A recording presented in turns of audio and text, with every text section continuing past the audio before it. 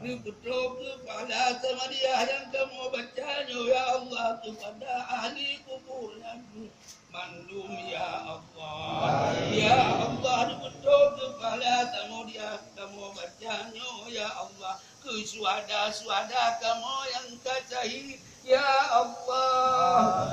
Ya Allah Nabi ya Allah dan pasadan mubagal Jumat kita dan doa ya Allah. Ya Allah yang kamu cita-cita perjuangannya ya Allah mampu berikan dan doanya ya Allah. Ya Allah yang dulu ya Allah hana tolain ya Allah ni bila juga baga berikan dan doanya ya Allah.